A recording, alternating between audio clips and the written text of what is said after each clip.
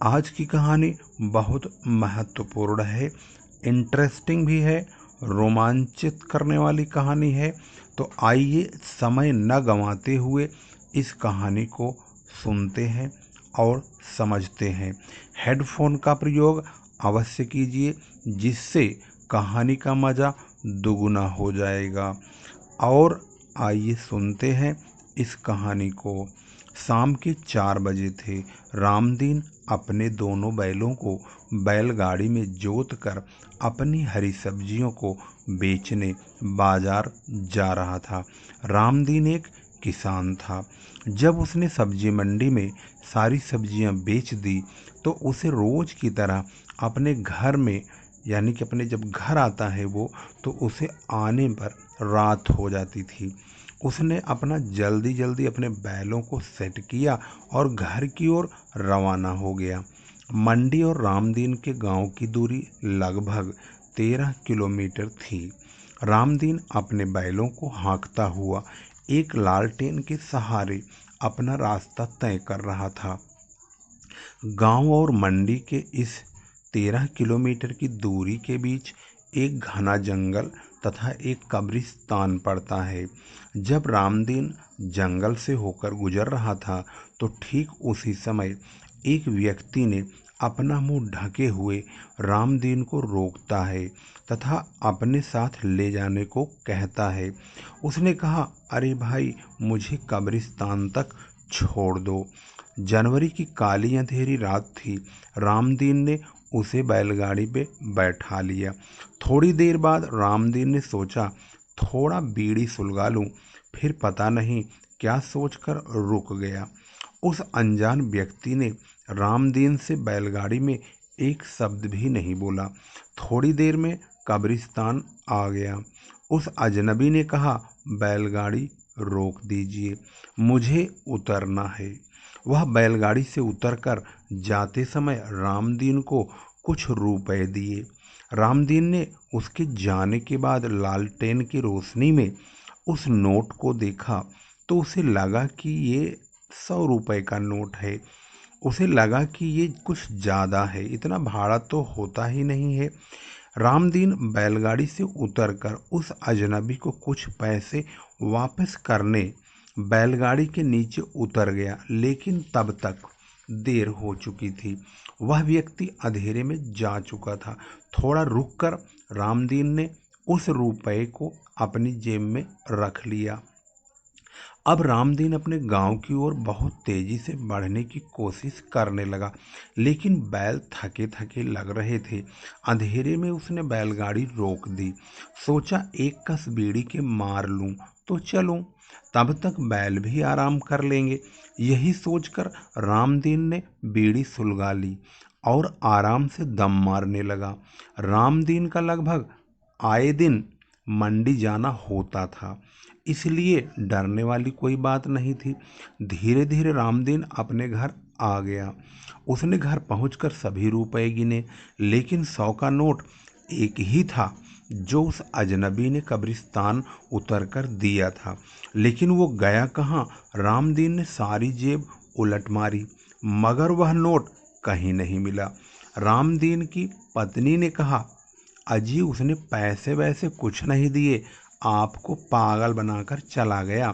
रामदीन को पूरा यकीन था कि उसने 100 का नोट ही दिया था, लेकिन अब क्या करे, विश्वास कैसे दिलाए। फिर रामदीन को अचानक याद आया कि रास्ते में उसने बैलगाड़ी रोककर बीड़ी पिया था। लगता है बीड़ी माचिस निकालते समय वह नोट वहीं गिर गया। हाँ, हो सकता है ऐसा ही होगा। अगले दिन रामदीन को फिर सब्जी लेकर मंडी जाना था। आज सब्जियां ज़्यादा थी, इसलिए थोड़ा जल्दी पहुंचना होगा। यही सोचकर वह बैलगाड़ी में सब्जियां लादकर मंडी की ओर चल दिया। बहुत जल्दी करने के बावजूद भी रामदीन को घर आने में अंधेरा हो ही जाता। रास्ता काफी लंबा था, इसलिए रामदीन को घर की ओर जल्दी निकलना होगा। मन में यही सोचकर रामदीन घर की ओर निकल पड़ा। मंडी से वह आज जल्दी निकला था। जंगली इलाके में पहुंचते ही फिर वही अजनबी व्यक्ति रामदीन को मिला और कब्रिस्तान तक छोड़ने के लिए फिर कहने लगा। रामदीन ने उसे बैलगाड़ी पर बैठा लिया और कब्रिस्तान के पास आकर उसे उतार दिया। आज उसने फिर रामदीन को 100 का नोट दिया। उस अजनबी का मुंह ढका था। अंधेरे में और ठंड में कुछ दिखाई नहीं पड़ रहा था, लेकिन उसके हाथ से 100 का नोट पाकर रामदीन सोच में पड़ गया कि इसे बाकी के बचे पैसे वापस करूं या न करूं। रामदीन यही सोच रहा था कि वो अजनबी फिर कब्रिस्तान की ओर चला गया और अंधेरे में गायब हो गया। आज रामदीन ने उस 100 रुपए के नोट को अपने आगे वाली जेब में रखा और बार बार उस पर हाथ लगाता रहा और ये देखता रहा कि कहीं यह आज फिर कल की तरह गिर न जाए। उसने अपने बीड़ी पीने की लालसा को भी त्याग दिया। सोचा घर पर ही दम मारूंगा, कहीं नोट गिर न जाए और गायब न हो जाए। अब रामदीन घर पहुंच गया। उसने अपनी पत्नी के सामने सारे पैसे रखने लगा और आगे वाली जेब में जब उसने हाथ डाला तो उसमें कुछ भी नहीं था, वह फिर खाली मिली। रामदीन सोच में पड़ गया कि आज तो मैंने बीड़ी भी नहीं पी, आखिर वह नोट कहाँ गया। उसकी बीबी अपनी नजरें तरेरते हुए बोली, जरूर कुछ गड़बड़ कर रहे हो, मुझसे तुम कुछ छुपा रहे हो, मुझे लगता है तुम मंडी में जुआ भी खेल रहे हो। रामदीन कुछ बात आगे नहीं बढ़ाना चाहता था, इसलिए उसने सिर्फ एक ही शब्द कहा, अरे भाग्यवान चुप हो जा, ऐसा कुछ भी नहीं है। रामदीन की बीबी है, उसको लगा कि ये सच बोल रहे हैं, बात कुछ और ही है, पर क्या है यह पता लगाना अब रामदीन का काम है। आज इस सिलसिले का तीसरा दिन था। रामदीन ने कहा, आज मैं इस बात का पता लगा के रहूंगा कि ये 100 रुपए का नोट का राज आखिर क्या है। आज फिर रोज की तरह रामदीन अपनी सब्जियां बैलगाड़ी पर लाद कर मंडी जाता है। शाम तक वापस आना होता है। जब वह आने लगा तो वह अजनबी फिर उसे मिला। उसने उसे बैलगाड़ी पर बैठाया और कब्रिस्तान के पास छोड़ देना है और 100 रुपए का नोट लेना है, यही सोचकर आगे बढ़ने लगा। कुछ दूर आकर रामदीन से रहा न गया। उसने उस अजनबी से कहा, अरे भाई साहब, आपने मुझे 2 दिन से 100 का नोट दे रहे हैं, लेकिन घर पहुंचने पर वह नोट मुझे मिलता ही नहीं है, आखिर कहाँ चला जाता है, मेरी समझ में नहीं आ रहा है। कुछ जादू वादू करके देते हो क्या? उस अजनबी ने कोई जवाब नहीं दिया। फिर रामदीन ने सोचा, शायद ये भाई साहब कुछ ऊंचा सुनते होंगे। अब की बार उसने कुछ तेज आवाज में वही बात कही। अब की भी कोई जवाब इस बार भी नहीं मिला। रामदीन ने कोई जवाब न मिलने पर अपने पास रखे लालटेन, जो रोशनी के लिए जलाया हुआ था, उस अजनबी के चेहरे की ओर करके फिर वही बात कहने वाला होता है, लेकिन जैसे ही रामदीन की नज़र उस अजनबी की ओर पड़ती है, वह कांप जाता है, क्योंकि उस अजनबी के सिर ही नहीं था, वह तो एक कंकाल खोपड़ी को कपड़े से ढका हुआ चेहरे का रूप था। इससे पहले कि रामदीन कुछ बोल पाता, उस कंकाल ने अपने हाथों से रामदीन को कसकर पकड़ लिया और बोला, सुनो मेरी बात, मेरी बहुत दर्द भरी कहानी है। रामदीन सोचने लगा, कंकाल की क्या कहानी होगी। फिर भी कंकाल के कहने पर रामदीन को थोड़ी हिम्मत सी हुई। उसने उस कंकाल की कहानी सुनने के लिए हाँ भर दिया। अब कंकाल ने अपनी जो कहानी सुनाई, उसने इस प्रकार से सुनाई। मेरा नाम चौधरी रामपाल है। मैं अपने गांव में अपने 4 बेटों, पत्नी तथा 2 बहुओं के साथ अपने छोटे से गांव टनकपुर जिला बक्सर में रह रहा था। हमारे पड़ोसी भी चौधरी ही थे, लेकिन वो आए दिन हमसे लड़ाई झगड़ा करते रहते थे। उनका हमारे से जमीन जायदाद को लेकर झगड़ा बराबर होता रहता था। उनके दो बेटे थे, दोनों नंबर एक हरामी और शराबी थे। उनकी उठ बैठ बगल के गांव जगतपुर के ठाकुरों से ज्यादा थी, लेकिन मेरी ठाकुरों से बात नहीं बनती। हमारे पड़ोसी मनोहर लाल, जो अपने आप को चौधरी मानते थे, एक दिन दारू पीकर हमारे बेटों को बहुत गाली बक रहे थे। हमने कुछ नहीं कहा, यह सोचकर कि ये इनकी दारू बोल रही है। मेरे दो बेटे जो शहर में रह रहे थे, सभी किसी समारोह के चलते गांव आए थे। पूरा परिवार पूरे आनंद के साथ झूम रहा था। हमारी खेती बहुत थी। हमने अपने एक बड़े खेत का चुनाव करके इस बार उसमें आलू की फसल बहुत ज़्यादा लगा दिया था। अब आलू की फसल तैयार थी, खुदाई करनी थी। हमने सोचा घर में पूरा परिवार अब मौजूद है तो मजदूर लगाने की क्या ज़रूरत है, सभी मिलकर खोद लेंगे, जल्दी काम हो जाएगा और मजदूरी भी नहीं देनी पड़ेगी। अगले दिन खेत के दाहिने भाग की ओर से मैं, मेरी पत्नी और दोनों छोटे बेटे खुदाई करने लगे और दूसरी ओर बाईं तरफ से मेरे दोनों बड़े बेटे और उनके छोटे बच्चे भी खुदाई करने लगे। लगभग सुबह के 11 बजे होंगे, तभी हमारे पड़ोसी मनोहर लाल के दोनों बेटे दारू पी कर आए और गाली बकने लगे। उनके पीछे 4-5 ठाकुरों के लड़के भी आ गए।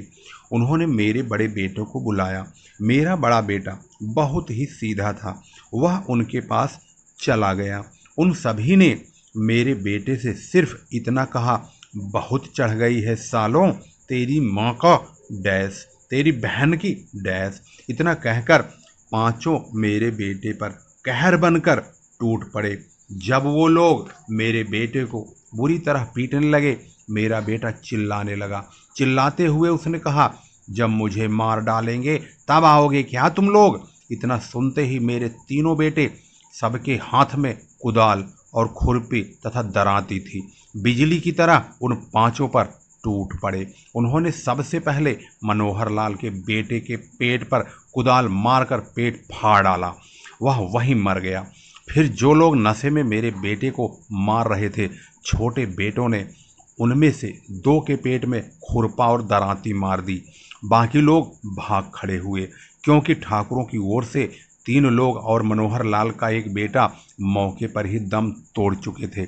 हमें मालूम था अगर यह बात हमारे बगल के ठाकुरों के गांव में पहुंची तो हमें वे जिंदा नहीं छोड़ेंगे। इसलिए हम जिस हाल में थे उसी हाल में घर पहुंचे और कीमती जेवरात और पैसे वगैरह लेकर घर से भाग लिए। 1 घंटे के बाद हमारे गांव में पूरी तरह यह बात आग की तरह फैल गई। हम लोग तब तक घर से बहुत दूर आ चुके थे। हम लोगों ने अपने आप को कैसे बचाया उस वक्त नहीं मालूम। उधर ठाकुरों ने हमारे पड़ोसी मनोहर लाल से मिलकर हमारे घर में आग लगा दी।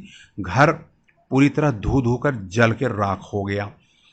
हम लोग पूरे परिवार सहित एक रात गन्ने के खेत में पूरे दिन बैठकर गुजार दिए। रात रात पैदल चलकर अपने एक रिश्तेदार के यहाँ उनकी पाही पर ठहरे, जो उनके निवास से लगभग 1 किलोमीटर दूर था। शहरों में उसे घेर कहते हैं। हमारी जान बच गई, लेकिन इस बात का डर बराबर बना रहता था कि कहीं भी कभी भी हमारे बेटों को पुलिस गिरफ्तार कर सकती है। आखिर वह दिन आ ही गया जब मेरे चारों बेटों को पुलिस ने गिरफ्तार कर लिया। अब उन्हें 8 साल की जेल हो चुकी थी, लेकिन छोटे बेटे को 6 माह बाद ही छोड़ दिया गया। लेकिन बाकी तीनों को सजा काटनी पड़ गई। उनके अच्छे चाल चलन तथा सही वकील मिल जाने से उन्हें जल्दी ही जेल से रिहा कर दिया गया। हम सब अब अपने उस रिश्तेदार के यहाँ जहाँ शरण लिए थे वहाँ बड़े आराम से रहने लगे और अपने गांव के घर को बेचकर इसी गांव में घर और खेत खरीदने की योजना बनाने लगे। जिस व्यक्ति को हमने बिचौलिया नियुक्त किया था, जो हमारे गांव के खेत और जमीन को और घर को बेचने वाला था, उसने हमारे गांव में घर और खेत बेचने की बात की चर्चा कर चुका था। हमारे पड़ोसी और ठाकुर लोग इस बात का विचार करने लगे कि आखिर रामपाल है कहाँ, पता किया जाए, पूरे परिवार को खत्म करना होगा। लेकिन इस साजिश का मुझे कुछ पता नहीं था। यह कार्य बहुत गुप्त तरीके से हो रहा था। आज कचहरी में मुझे अपनी जमीन पर तथा खेत बेचने जाना था। अपने जमीन और घर दोनों को बेचना था और हमारे बिचौलिए ने दूर किसी दूसरे गांव के मुखिया से सौदा तय किया था। सभी तैयारी हो चुकी थी। मैं भी अपने बेटों के साथ कचहरी पहुंच गया। लेकिन हमसे पहले हमें मारने के लिए एक हलवाई की दुकान पर 7 से 8 लोग पहुंच चुके थे। हमें इस बात की जरा सी भी खबर नहीं लगी कि आज हमारी जिंदगी का अंतिम दिन हो जाएगा। कचहरी में सारा काम बिचौलिए ने पहले ही तैयार करवा लिया था। सभी कार्रवाई जो कागजी होती है, सभी कुछ हो चुका था। सिर्फ पैसा लेकर हस्ताक्षर करना ही शेष बचा था। हम लोग एक सवारी गाड़ी, जिसे जीप कहते हैं, उसे लेकर गए थे। मैं और मेरे 4 बेटे गए थे। जैसे ही मैं और मेरा बड़ा बेटा जीप से उतरे, उधर से एक फायर हुई। एक गोली सीधे मेरी कनपटी पर लगी तथा दूसरी गोली मेरे बेटे के सीने में लगी। मेरा बड़ा बेटा ऑन द स्पॉट खत्म हो गया और मैं भी खत्म हो गया और चारों ओर अफरा तफरी मच गई। मेरे तीनों बेटे भाग खड़े हुए, वे बच गए। गोली चलाने वाले 2 लोग थे, लेकिन वे सभी गिरफ्तार हो गए। सबको सजा मिली। मुझे बहुत दुख हुआ, इस बात का नहीं कि मेरी और मेरे बेटे की मौत हुई, मेरी भी मौत हुई और मेरे बेटे की भी मौत हुई, बल्कि इस बात का मुझे ज़्यादा दुख है कि आखिर ये इंसान का ही दुश्मन क्यों बना बैठा है। तुम्हारे 100 रुपए के नोट को मैंने ही गायब किया था, क्योंकि मैं अपनी बात किसी से बताना चाहता था। यह मेरे दिल पर बहुत बड़ा बोझ था, जिसमें मेरे मन का बोझ आज हल्का हो गया। मैं सुकून और शांति महसूस कर रहा हूँ। अब मैं संतुष्ट हूँ और अब मैं चला। तुम्हारे लिए मैंने तुम्हारी जेब में 500 रुपए डाल दिए हैं। रामदीन ने तुरंत अपनी जेब देखी। उसे अपनी जेब में 500 रुपये मिल गए। कहानी समाप्त हो गई। कहानी कैसे लगी अवश्य बताएं। ऐसी ही कहानियों को सुनने के लिए इस चैनल को अवश्य सब्सक्राइब कर लीजिए और लेटेस्ट अपडेट्स कहानियों के बारे में आपको कंटिन्यू मिलती रहेगी। फिर लेकर आएंगे एक नई कहानी, रोमांच कर देने वाले, मनोरंजन से भरपूर। तब तक के लिए नमस्कार, जय हिंद, जय भारत।